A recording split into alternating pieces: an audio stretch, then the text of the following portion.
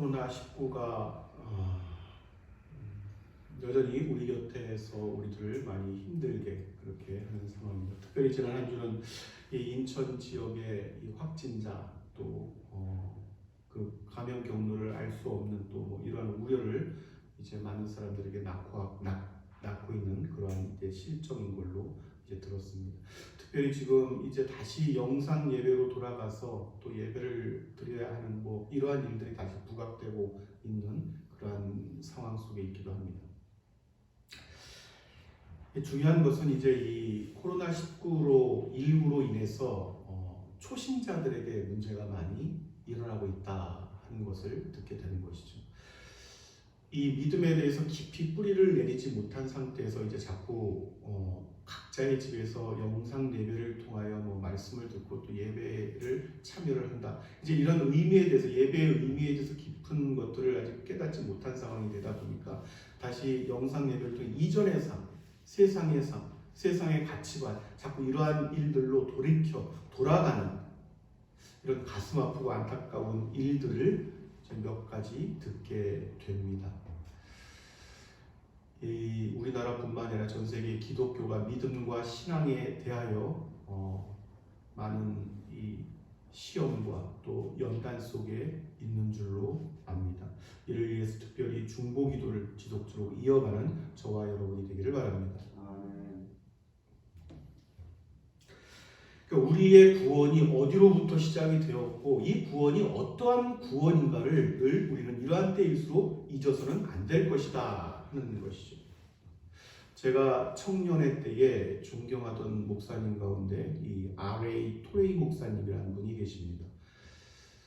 우리나라 이 성공회 가운데 이제 가장 많은 흠모와 사랑을 받았던 이 신분 대천덕 신부님이라고 계십니다. 뭐 목사님이라고 불러도 이 성공회는 뭐 무방하지만 이분이 이제 그 R.A. 토레이 목사님의 손자분이시죠. 손자.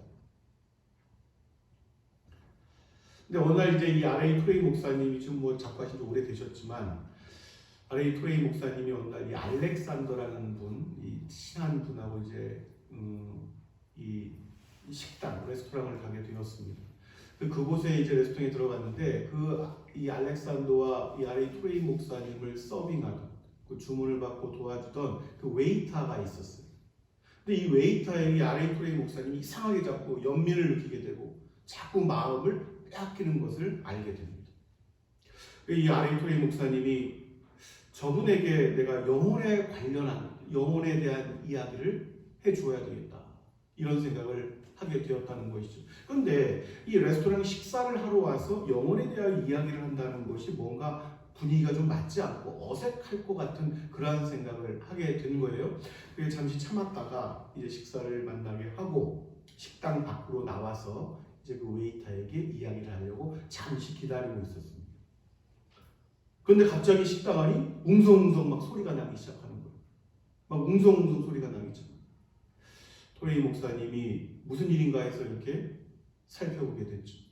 그랬더니 방금까지 자신을 서빙하고 자신에게 이렇게 친절히 했던 그 웨이터 그 친구가 마지막 그 서빙을 끝내고 자살을 했다 하는 소식을 그 식당 주인을 통해서 듣게 되었습니다. 이러한 이 회고를 통해서 이러한 것들을 보게 되면 참 믿겨지지 않는 가슴 아픈 일들이 굉장히 많이 일어나고 있다는 것을 우리는 알 수가 있어요. 근데 이 구원에 대해서 우리가 잘 생각을 해야 됩니다, 여러분. 어떤 사람은 태어나면서부터 어머님, 아버님이 이 예수 그리스도 주님으로 열심히 기쁘게 감사함으로 평안 가운데 섬기는 모습을 보고 자연스럽게 예수님을 나의 구주로 영접하는 이러한 사람이 있는가 하면은 어떠한 사람은 내 주 예수 그리스도를 만나기까지 말로 다 할 수 없는 엄청난 시련과 역경과 고난을 겪고 난 이후에 하나님을 만나게 되는 그러한 사람도 있고 방금 전에 언급한 것과 같이 R.A. 토레이 목사님을 돕던 그 웨이터와 같이 끝끝내 예수 그리스도를 만나지 못하고 이 땅에서의 생을 마치게 되는 그러한 가엾은 사람들도 이 땅에서는 얼마든지 우리가 볼 수가 있다 하는 것이죠.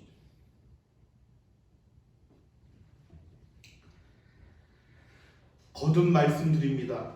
자꾸만 우리가 잊고 또 잊을 수 있겠지만은 이 땅에서의 가장 큰 은혜는 무엇인고 하니 한 사람이 하나님을 만났는가 그렇지 못했는가 하는 것입니다. 이 땅에서 지금 육신이 무엇을 누리고 있는가 하는 것은 사실 그렇게 대단한 문제는 아니에요. 늘 우리가 관심을 가질 수밖에 없는 문제고 또 마음을 쓸 수밖에 없는 문제겠지만 그 자체는 그렇게 커다란 문제가 아니란 말이죠, 여러분.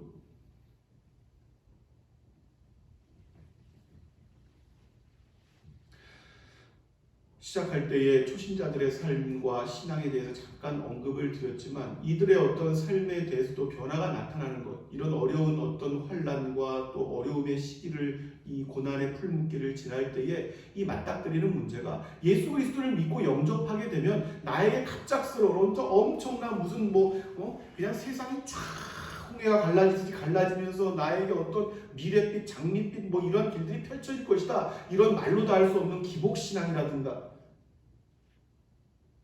이런 잘못된 것들을 먼저 주입시킨 이전의 어떤 그러한 일들, 기독교의 어떤 태도에도 문제가 있었긴 하지만 그 본질을 알아야 됩니다.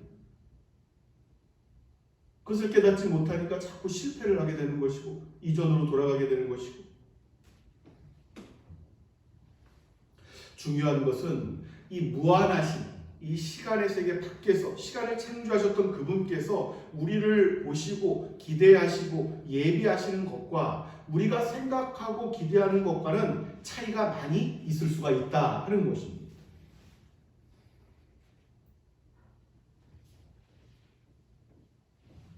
이러한 일들에 대해서 믿음의 선진들의 공통된 증언들이 굉장히 많았죠. 암울한 이 기독교에도 마찬가지고 개인에게도 일어날 수 있는 일이지만 언제까지 이 암흑의 터널이 끝날 것 같지 않은 터널을 지나가고 있을 때 우리가 알지도 못하는 순간에 그 터널의 끝을 나오게 되고 우리가 알지 못하는 빛을 보게 되는 것입니다. 이것을 망각하게 되면 자꾸만 하나님의 은혜를 잊게 되는 거예요. 이것을 망각하게 되면 자신의 존재 이유도 알지 못하고 하나님께서 무슨 복을 누리게 하시는지도 모르고 그 복을 어떻게 사용해야 될 줄도 알지 못하고 하나님의 복이 더 이상 복처럼 느껴지지 않는다면 그 사람의 신앙은 거기서부터 무너지기 시작할 것입니다. 다시 한번 하나님의 은혜를 갈망해야지만 살아갈 수 있는 존재가 될 수밖에 없을 거예요.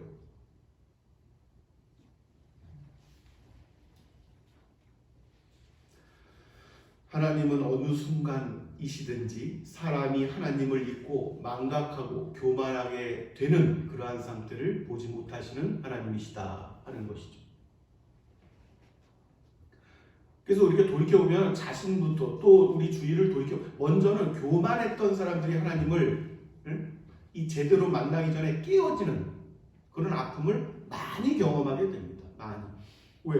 육신이 먼저 무너져야 되니까. 육신을 의존했던 사람들은 육신이 먼저 무너져야 됩니다. 그렇지 않고서는 그 영혼이 하나님을 만날 수가 없게 되는 것이죠. 근데 이 일이 믿고 나서도 이 일이 여전히 지속되는 사람들을 볼 수가 있어요. 마치 내가 구원을 얻은 것이 내가 어떤 지적인 능력이 뛰어나서 말씀을 깨닫고 내가 어떤 열심이 있어서 기도하고 하나님을 신앙하는 마음이 특별한 열심이 있어서 내가 구원을 얻은 것이 아니겠는가? 이런 이상한 쪽의 어떤 구원관을 가지고 있는 사람들이 있다 하는 것이죠. 이러한 이들은 분명히 하나님께서 그 교만의 껍데기를 벗기실 것입니다.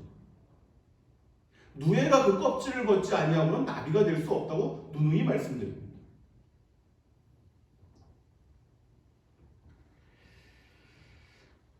하나님의 아들, 딸들은 이 구원관에 있어서 명확해야만 합니다. 명확해야만 합니다. 여전히 내가 잘나고 내가 무엇을 내세울 게 있고 자랑할 것이 있어서 구원을 얻은 것처럼 그렇게 이야기해서는 안 된다는 것이죠. 그러한 사람은 여전히 구원이 어디로부터 왔는지 구원이 정말 무엇인지를 여전히 깨닫지 못한 사람들이다 하는 것입니다. 이 구원이 무엇인지를 깨달은 사람일수록 자꾸만 이 구원에 대해서는 그 어떠한 말도 할 수가 없는 거예요. 그 어떠한 말도 놀라움밖에 없죠. 나 같은 죄인이 여전히 내 주일 하나님을 예배하고 여전히 나의 마음과 발걸음이 거룩한 성전을 향해서 동하고 이러한 일들은 여러분 기적입니다. 기적. 오늘 우리에게 주신 15절, 16절 말씀이 바로 그 말씀의 의미입니다. 여러분 한번 보세요. 미쁘다. 시작. 모든 사람이 받을 만한 이 말이요 그리스도 예수께서 죄인을 구원하시려고 세상에 임하셨다 이랬도다. 죄인 중에 내가 괴수니라. 그러나 내가 긍휼을 입은 까닭은 예수 그리스도께서 내게 먼저 일체 오래 참으심을 보이사 그의 주를 믿어 영생 얻는 자들에게 본이 되게 하려 하시니라. 아멘. 아멘. 주님께서 나를 특별하게 불쌍하게 여기셨습니다. 할렐루야. 아멘. 특별하게 불쌍하게 여기신 거예요. 불쌍하게 안 여기셔도 되는데 불쌍하게 지켜보셨어요. 뭣도 모르고 죄악 가운데 행하고 말을 하고 행하는 그 죄악된 모습을 일체 오래 참으심을 보이시면서 지켜보시고 참으시고 불쌍하게 여기셨습니다.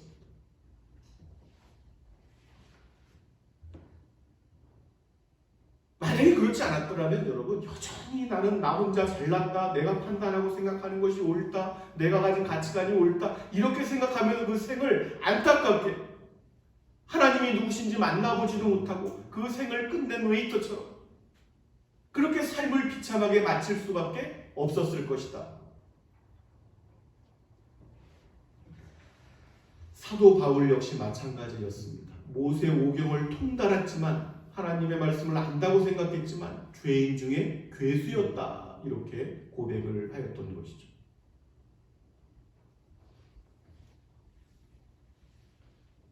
그러니까 예수 그리스도께서 이러한 죄인들, 사도 바울과 같았던 이러한 죄인들, 저와 여러분 같았던 이러한 죄인들을 위해서 이 땅에 오셨습니다. 이 땅에 오셨어요.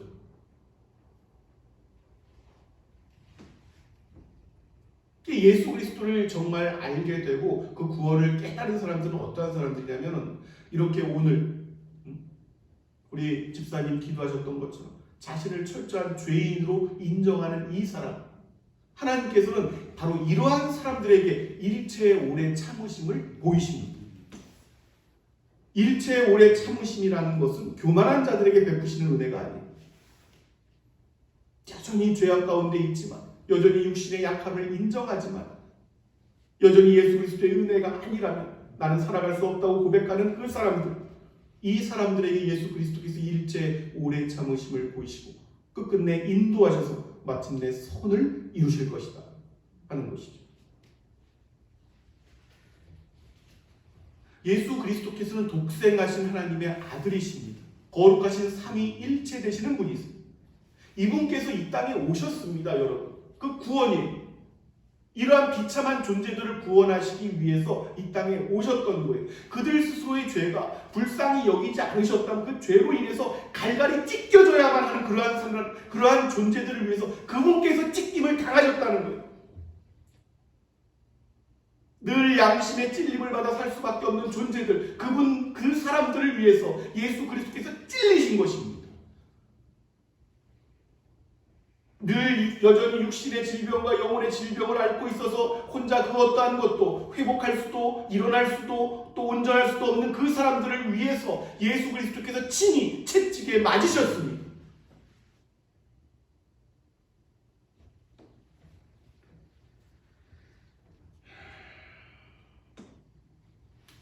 여러분 다시 한번 기억하시다. 사람들은 자신의 창조주를 따라 살아가야 됩니다. 자신의 가치와 자신의 생각과 자신의 질서를 따라가는 것이 아니라 창조주, 자신의 육신과 영혼을 지으신 그분, 그 창조주를 따라 살아가야 됩니다.